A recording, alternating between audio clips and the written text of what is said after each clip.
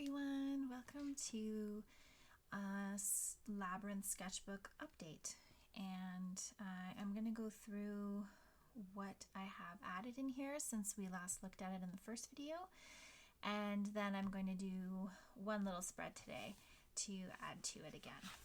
So we already looked through the first few pages, and if you didn't see that and you'd like to see more of it, you can look through the first video, which is linked down below, where I kind of go into my reasoning for this sketchbook. But this sketchbook is basically all about labyrinths. And last time you will have seen me paste down this side, which is the first kind of preliminary sketch that I made to illustrate how I was hoping my labyrinth piece would look. And in this part here we have some little directions, some notes that I took about it. And this is my updated sketch. So as I was imagining this piece, and I've been thinking about this piece for at least 5 years, I was imagining these various labyrinths that are kind of protecting and circling this kind of turret-shaped central red component. And this component is being seen from above, and that's why you just see the shape, but it doesn't really have any three-dimensional parts to it. Now, the thing that kind of throws you off about this piece is that this is going to actually be white on white. So when I do the stitching on this piece, you aren't going to see these lines in black. You're going to see a white piece with white stitching and this red central emblem in the middle. And so this right now is pretty much how I'm imagining it in my mind. I might go through and do a few more sketches just to maybe reposition the labyrinths and see if there's a better placement. But for now, this is kind of the final idea in my head. I'm also trying to decide whether I want to paint this red, whether I want to somehow make it more three-dimensional, so some sort of a fiber that will push up through and have a soft texture coming out. Or if I want to use some red silk, which I have for this. So I'm still deciding on that final fiber, the red portion of the piece as well. On this page, I recorded a whole bunch of quotes that I had taken from the book Walking a Sacred Path by Lauren Artress. So these are all the quotes, and I kind of did them in a circular pattern all the way around this central labyrinth image. Haven't done anything on this page yet. On this page I used some black gesso. This is my first time using black gesso, and I glued down an image of a labyrinth that was made in the snow, and so this has got a really kind of newspaper look to it or something like that. Nothing here yet. I did this spread, which you will have seen in my May artist vlog or my May studio vlog. So if you want to watch this being made, you can check that out in the studio vlog. And then I have another spread. This was some doodling I was doing. I was kind of thinking about the angle of the labyrinths and how they are going to be, which directions I want them to be facing in these new pieces, which I am developing for an exhibition that I'm having in September of this year. So I'm working on 2 new pieces. Both of them are going to be combining labyrinths and crows. So here I was just kind of playing with the idea of putting them together.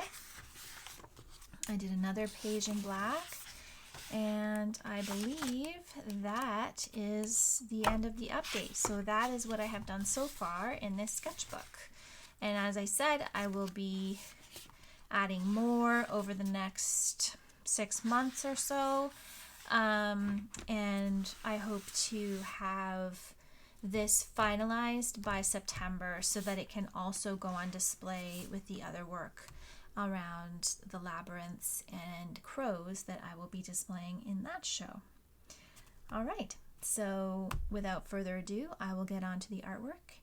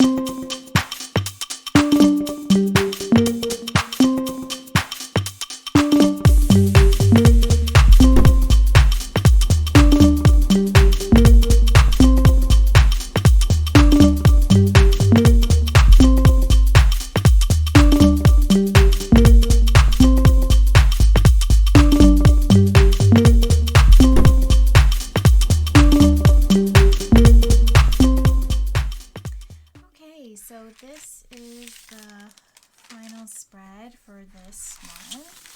I just wanted to play with this gold paint that I have, and I wasn't really going for a correct labyrinth where you could walk through and it would be exactly right. What I was just wanting to play with was the shapes. So kind of creating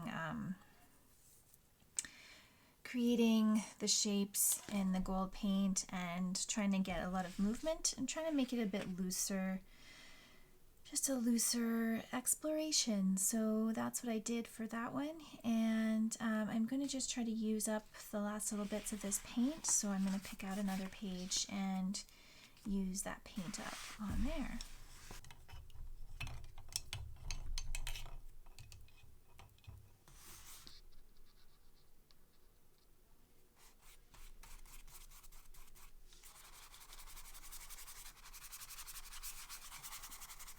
So one of the things that I've been really benefiting from in watching a lot of artists who work on YouTube is just kind of seeing more of these sketchbook spread type videos and watching a kind of looseness that they have in their work. And I think for me, because I work with cloth so much and I'm sewing and bringing the pieces together, I don't have as much improvisation and looseness in my work as some of these other artists get, and so I really think that that can benefit my overall practice to bring in a bit more loose, dynamic, gestural work, so that while I do have that experience when I'm painting onto the fabric or when I'm choosing a kind of line as I'm stitching onto the fabric, I think that there's just a really nice benefit to working this way and letting my hand have some time to be looser and not worry too much about the precision of the lines, and instead just kind of work with something a bit more gestural and freeform. So that's been a really big benefit of watching mixed media artists on YouTube, and just kind of embracing the fact that even though my main medium is quilting and fiber, I can still work in this way on paper and in sketchbooks to just to keep things loose and to work out ideas of color or form that I want to explore. And so I feel really grateful that I have begun this journey with